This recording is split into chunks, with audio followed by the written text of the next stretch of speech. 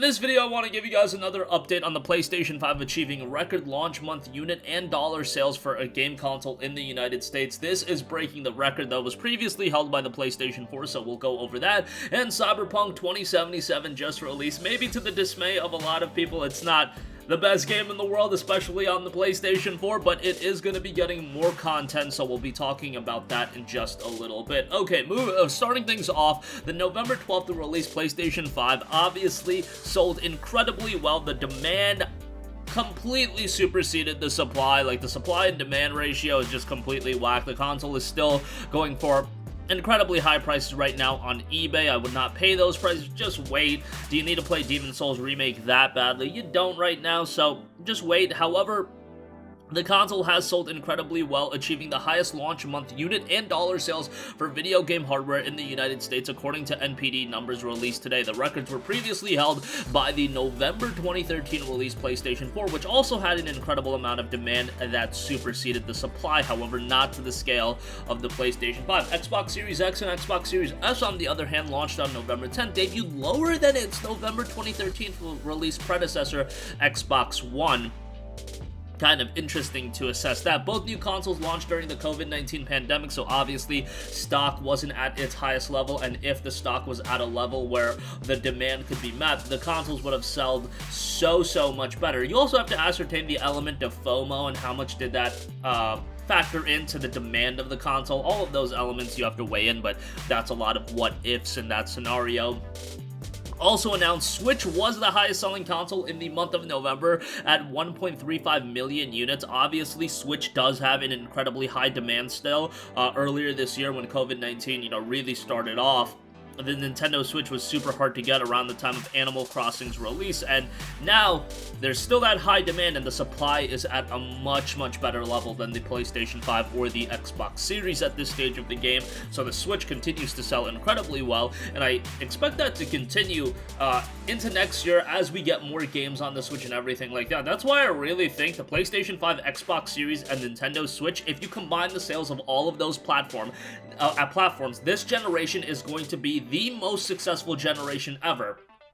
I don't think any of those consoles separately are going to exceed the sales of the PlayStation 2. The PlayStation 2 was just on another level as a DVD player as well. But in the case of the PlayStation 5, Xbox Series, as well as Nintendo Switch, I think they all are going to sell incredibly well, because I think this is one of those generations where people are going to be put in a position where you might need to buy all three consoles. You want to play Bethesda games, you better have an Xbox or a PC. You want to play the PlayStation exclusives, you want to play Final Fantasy 16, Ratchet & Clank, God of War, you got to get a PlayStation 5. And then Nintendo obviously has a bevy of their own exclusives, leading people to at least buy probably 2 out of 3 of the consoles, or some people might even be put into a position where they want to buy all 3 consoles, which is very rare, where the typical person buys the 3 main consoles that is out in a generation, because the past generation, PlayStation 4, Xbox One, there was so much crossover between the 2 platforms that why get one versus the other. But this generation, Microsoft is actually going in on their first party development, and they have acquired Bethesda, so they're gonna have a quality lineup as well. At least you would assume that. I mean, Fable's on the way, Halo Infinite, Gears is still gonna be a thing, and then you have all the Bethesda games as well. That's something to definitely boost up Xbox demand and sales this time around versus the Xbox One. But take that for what you will, some interesting information there. Alright, moving on from that, CyberPunk 2077 is now out. A lot of people have varying opinions on what they think about the game. I'm personally playing it on a PC, a relatively high-end PC, so it's running pretty well for me. I've seen the game on the PlayStation 4, and yikes, not probably the ideal way you want to play that game. If you have a PlayStation 5, however, it does brute force the game to 60 FPS, so that's something that definitely makes the game a little bit more palatable. And of course, the game is scheduled to get a native PlayStation 5 upgrade in the future, so that's going to make the game quite a bit better. The game itself does have some shortcomings. I still find myself enjoying the game. I just didn't go into the game with ridiculous expectations and anticipation. Like, people expected this to be a life-changing experience and, alter their daily lives, when at the end of the day, it is a friggin' video game. Like, it wasn't gonna, rebuild your relationship, as Critical said, as Charlie said. It's a video game at the end of the day, and if you observe it as a video game, fundamentally, I think it's a pretty decent open world game. Is it perfect? Absolutely not. Are there a lot of bugs? Yes. But I still find myself enjoying it. And also in the launch trailer, just as the video is about to end around the 2-minute and 8-second mark, the screen glitches out and a written text is seen in green and a yellow background, and there's a still that does have a message from CDPR noting we've mentioned before that expansions will be coming, and while we're ready to not talk about specifics just yet, we will say that we learned a lot from our work on both Hearts of Stone and Blood and Wine. Those are the Witcher 3 expansions. Our planned expansions will take you even deeper into the world of CyberPunk 2077, offering substantial story-driven content that'll give you tough choices to make through impactful narratives that you won't soon forget. But before we get there, we'll first be kicking our free DLC program in early 2021.